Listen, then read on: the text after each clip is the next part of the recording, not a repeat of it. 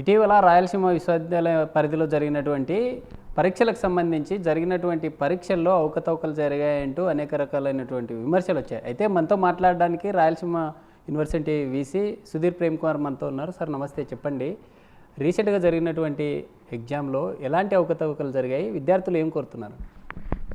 మొట్టమొదటిగా big TV వారికి ధన్యవాదాలండి. ఎందుకంటే మీరు నేరుగా మా దగ్గరికి వచ్చి పిల్లల యొక్క ఇష్యూస్ మాతో డిస్కస్ చేయడానికి, వాటికి కావాల్సిన సొల్యూషన్ పిల్లలకి ఏం చెప్పాలని మీరు తీసుకున్న నిర్ణయం మాత్రం నిజంగా హర్షించదగ్గదండి. మరి రాయలసీమ యూనివర్సిటీలో అక్రమాలు ఇవన్నీ కూడా ఫ్లోటింగ్ న్యూస్ వస్తూ ఉంటాయండి. బట్ నిజంగా ఏదైనా ఇబ్బందులు ఉన్నాయి అంటే అది అడ్రస్ చేయడానికే మేమున్నది.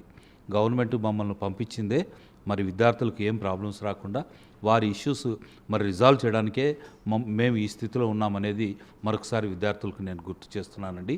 ఒకవేళ ముఖ్యంగా గత శనివారం ఎగ్జామ్, ప్రత్యేకంగా సంస్కృత్ ఎగ్జామ్లో వచ్చినటువంటి ఇష్యూస్ని ఒకవేళ చూసినట్లయితే క్వశ్చన్ పేపర్ సెట్టింగ్ అంతా కూడా మా వైపు నుండి ఏమీ ఉండదండి.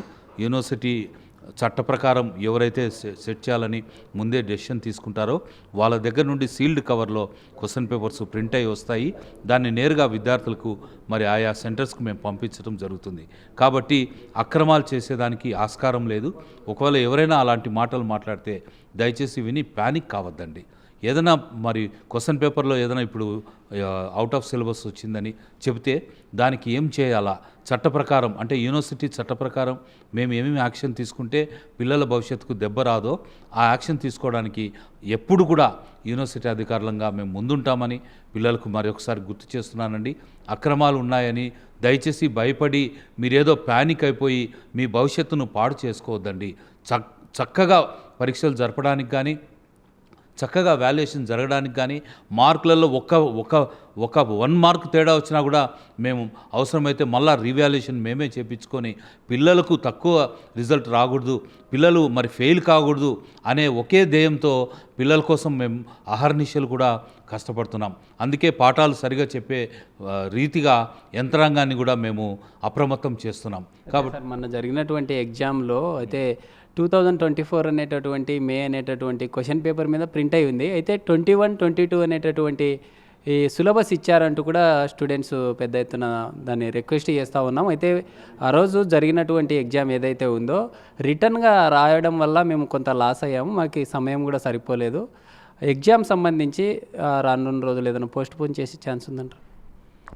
సార్, అది 21, 22 అని మీరు చెప్తున్నటువంటిది ఏంటంటే సిలబస్ ఒకసారి మారుస్తే దాదాపు ఒక 4 సంవత్సరాలు కానీ 3 సంవత్సరాలు కానీ ఉంటుంది.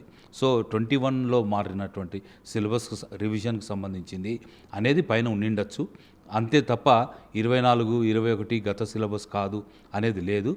అందుకనే నేను ఏమంటున్నానంటే విద్యార్థులకు నిజంగా అవుట్ ఆఫ్ సిలబస్ మీరు ఏదైతే సిలబస్ ఇచ్చినారో ఆ సిలబస్లో కాని క్వశ్చన్లు ఏమైనా ఉంటే త్రూ ప్రిన్సిపాల్ మీకు మా రిక్వెస్ట్ మా యూనివర్సిటీకి పంపిస్తే ఖచ్చితంగా దానికి సంబంధించినటువంటి ఏం మెజర్ చేయాలా, పిల్లలకి ఇబ్బంది లేకుండా ఉండేదానికి మేమేమి యాక్షన్ తీసుకోవాలనే దాని మీద చూస్తాం.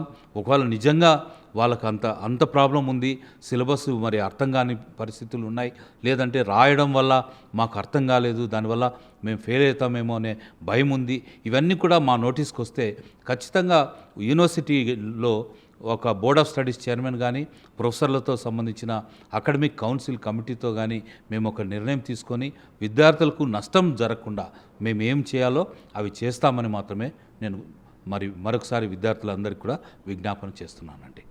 ఇది మొత్తంగా ఇటీవల జరిగినటువంటి రాయలసీమ విశ్వవిద్యాలయ పరిధిలో జరిగినటువంటి ఎగ్జామ్ సాంస్క్రిట్ సంబంధించినటువంటి వాటిలో జరిగినటువంటి అవకతవకలు ఏవైతే ఉన్నాయో, అయితే విద్యార్థులకు జరిగినటువంటి అన్యాయం ఏదైతే ఉందో దానికి సంబంధించి కళాశాలకు సంబంధించినటువంటి ప్రిన్సిపాళ్లకు విద్యార్థులు తెలుపవచ్చు.